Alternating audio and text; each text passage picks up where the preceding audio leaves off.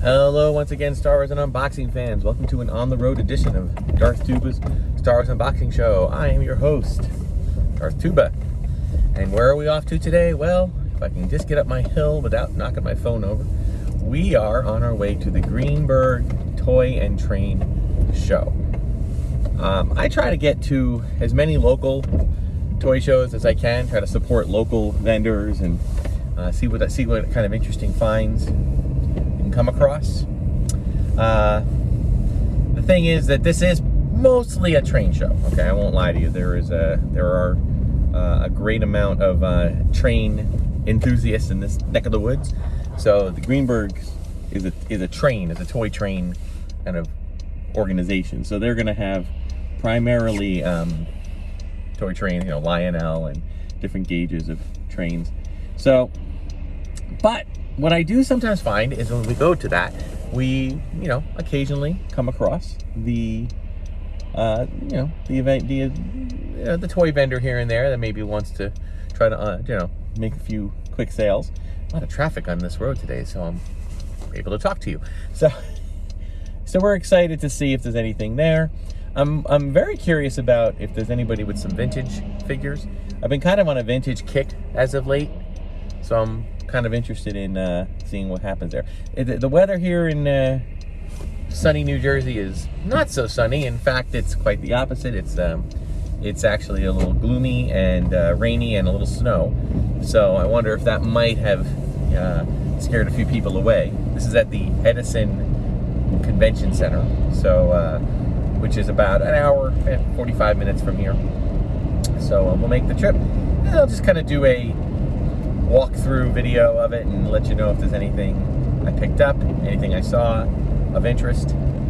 So we'll do that. Now, I will say that we've been coming off at this point in the video recording. It's been Mandalorian has finished their second episode, and Bad Batch is well into their season. So we are kind of in a state of flux, if you will, when it comes to Star Wars collecting.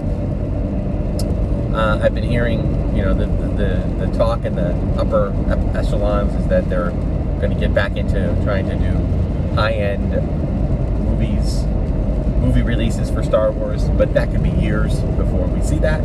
So I think the streaming services that they have already, the streaming platforms and shows that they've already set in motion, like Andor Season 2, Mandalorian, Ahsoka, Skeletal Crew, I think they're all going to continue. They're all going to take place.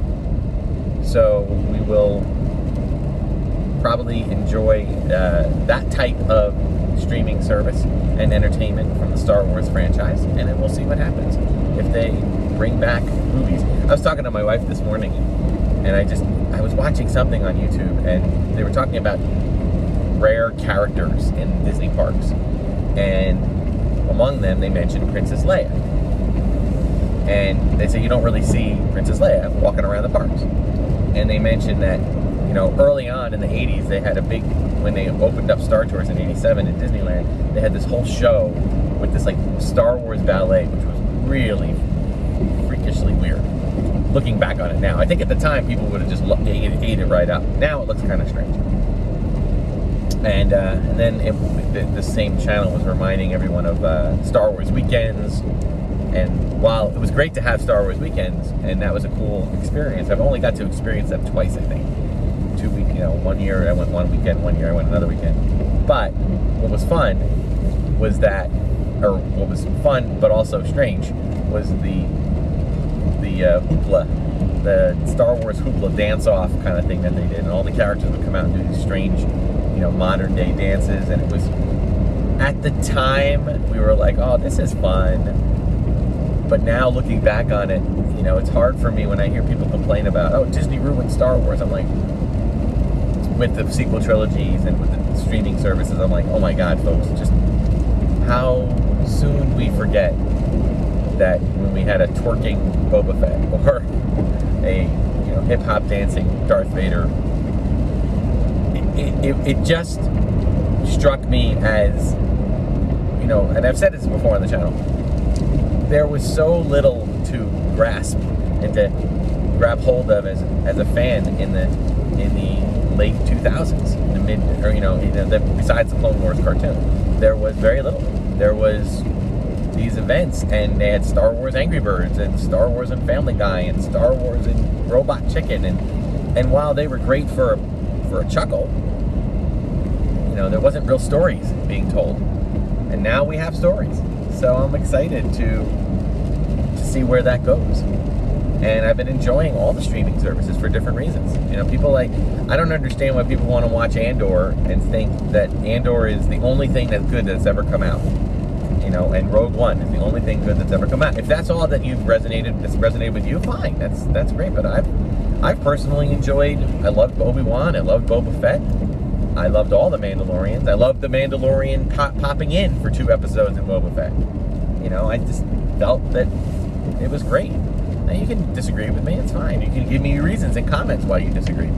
But I just personally feel that any Star Wars that's actual storytelling Star Wars is good Star Wars, okay, to some degree. There's something to be liked. There's something to be had fun with.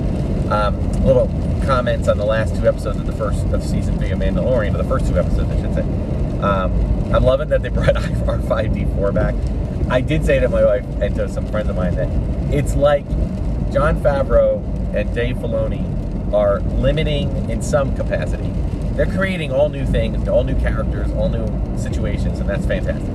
But they're also in some ways kind of dancing around the fact that their childhood stories were centered around all the action figures that we were given. And since we were only given 2 astromechs all during the 70s and 80s, R2 and R5D4, it feels like R5D4 is getting his own set of adventures. So, which I'm here for. I'm okay with that. Yes, I know we can have other droids, but people my age have a connection. So, anyway, that's where we are. I'm excited for it. I've been enjoying the first 2 episodes. I thought the first one was a little short. I thought that it was packed with content, but I just thought it was a little short. I'd like to see some lengthier episodes, and I think the second one did deliver on that. It was a little bit longer, so we'll see where it goes. I'm excited for the story. See what happens. All right, so off to the Greenberg Toy and Train Show and see if there are any toys and not just all trains.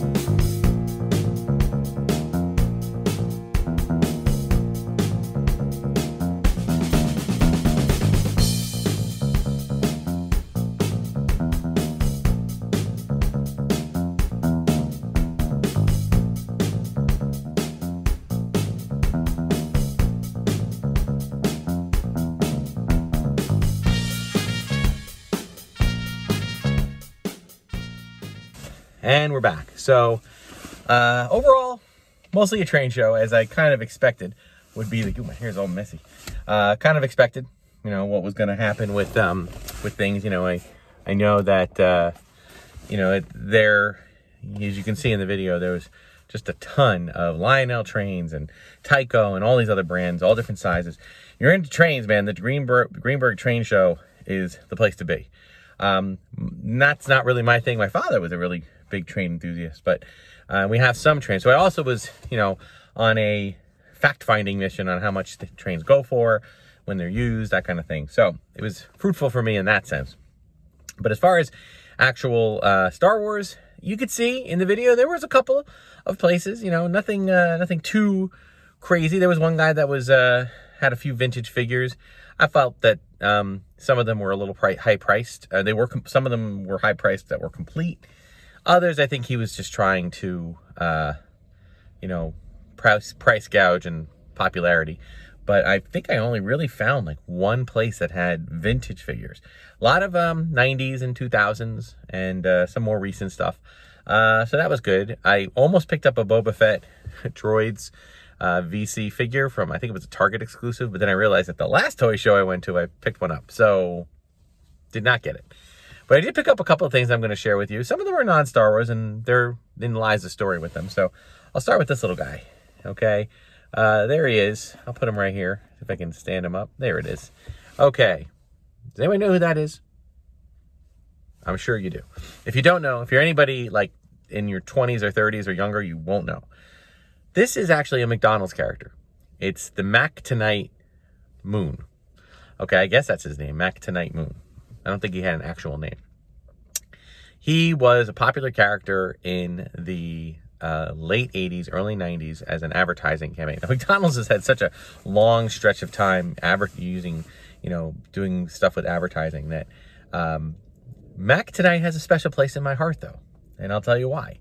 Because in my youth, in my high school years, in fact, right after graduation, I got hired for one day to play, or to, I guess in the Disney vernacular, be friends with the Mac Tonight Moon Man, okay? Basically, he was a character that would sit at a piano and he would play Mac the Knife, but he would say Mac Tonight, like play on words, so you can go out and buy your Big Mac from McDonald's, and that's his shtick. And then he had a lot of other appearances and stuff. You can find some interesting history of the character on other YouTube channels. But for me, I was friends with Mac Tonight, i.e. I actually got to portray him at a McDonald's, my local McDonald's, I remember this, August 25th, 1989. Why? Because August 25th is my birthday. And I happened to know that I was working all day at a McDonald's on my birthday. But it was really fun. I brought my own piano. I had a little Spin-It that I could actually put, like an actual acoustic piano I could put in my car and take out. And I would set it up outside the McDonald's, and they gave me this gigantic moon man head with the sunglasses there. And I would just sit there playing piano on the street, waving to people. And that was my gig. And they paid me fairly decently for the day. And I got free lunch, so that was good. And it was a lot of fun. I wish I could still get the Moon Man costume head. I actually went back to that McDonald's years later and said, you don't happen to still have that somewhere? Apparently, no, they send it back to corporate, and corporate did whatever corporate did with it. So, but I always thought that was a pretty cool thing. So there's Mac Tonight, Moon Man. There he is. All right. Just look at Mac Tonight commercials if you want to see what he was like. I will tell you, playing with that thing on was really hard because I couldn't see the piano. It was either up high and the bottom of his moon went out like this and I couldn't see the piano, or I had to do it really low, whereas thing tucked under the keys and I could play under like that. It was kind of weird, but kind of a shout out from a bygone time. So Mac Tonight, there we go. In addition to that, here's another non-Star Trek, I'm sorry, I just gave it away. Star Wars, I have two figures here. Around the same time, we have Lieutenant Ilia and, of course, Captain Kirk. These are I believe these were Mego releases, okay? I picked these up because while I'm not the hugest fan of the Star Trek The Motion Picture, I do enjoy Star Trek, you know, and I do love that they were trying to, you know, capture the magic that was Star Wars. And up until this point, Mego to me, it's a reminder. If I can put Aaliyah up here, I'll sit her down.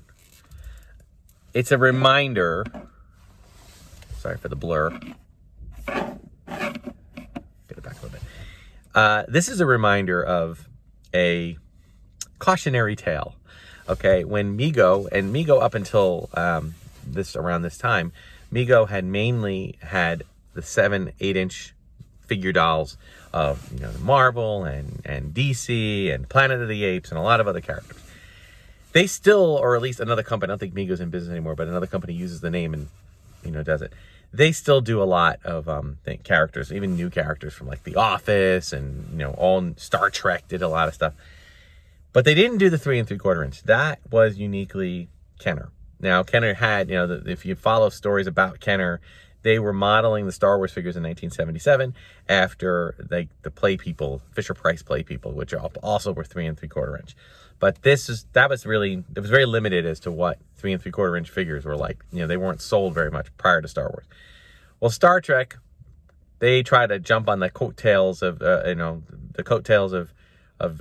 Star Wars, Lucasfilm, and tried to do the same thing. And they tried to put this movie out that's a big spectacle, and it did okay. It wasn't that great. It has been since accepted more in a cult following, and it is the resurgence of Star Trek, and there were many movies that followed. So that was neat. But they tried to release action figures, and I remember seeing them in the store. I remember seeing Captain Kirk, and I was like, this is kind of fun. But they didn't take off the same way. So these figures, whereas the vintage loose Star Wars figures were like $40, $50 each, these guys were $10. So unfortunately, this guy's got a really bad clamshell storage case here, but I'm going to sneak these into my Star Wars collection and see if anybody notices. But I do like Star Trek too. I mean, anybody who knows me, I am a Star Trek fan.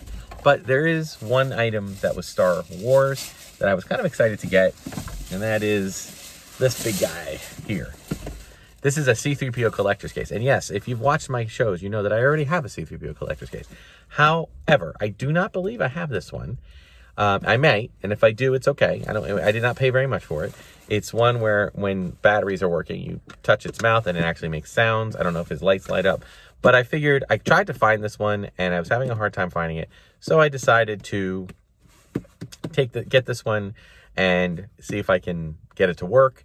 If I can't, no big deal. Yard sale's coming in a few months. It'll go back out and hopefully get what I paid for it. But regardless, I wanted to get this one just because I pretty much have all of the collector cases, at least most of them. The only ones I'm missing are two. I'm missing the Empire Strikes Back and Return of the Jedi one. Return of the Jedi one is really rare. I doubt I'll ever find that one. But the Empire Strikes Back one is less rare, so I'm hoping I can stumble across that in the future. But in the meantime, this is that from vintage days. This is from early 90s or mid 90s. That time. So anyway, so that is that. Now, if I can get this thing to work, I'll tack on a little clip of it at the end. If you don't see the clip at the end, then you know I couldn't get it to work. Them's the breaks. But otherwise, I'm excited to have it in the collection. And as I said, I am thinning out my collection, so I'm glad that I didn't find too many things. There's not a lot of vintage out there, folks. You have to go to a full-out toy show. And I will say, this was a very big show. I can't lie about that. That was a big show. But you got to find toy shows, specific toy shows, toys and collectible shows, to stumble across, vintage Star Wars or, vast amounts of 90s release Star Wars. There was some. Anybody wishing to build up their collection of the 90s figures is definitely, you're in a good space of time now to go visit any kind of flea market, garage sale, and these kind of shows, because that's what's really, really popular right now. That's what's really making the rounds in the secondary market. I think the next thing we'll see in the next 5 to 10 years is all the sequel stuff. When those kids are now grown up and going to college, the parents want to start unloading that stuff. So we'll see what happens. So that'll do it for today's episode, this on-the-road edition of Darth Tuba Star Wars Unboxing Show. Check me out on Instagram and Twitter at Darth Tuba, and the unboxing page on Facebook, and check out all the other content on the Red 5 Network. Thanks so much for watching. Until next time, may the Force and the toys be with you. R2-D2, where are you? Oh my. I am C-3PO, human cyborg within.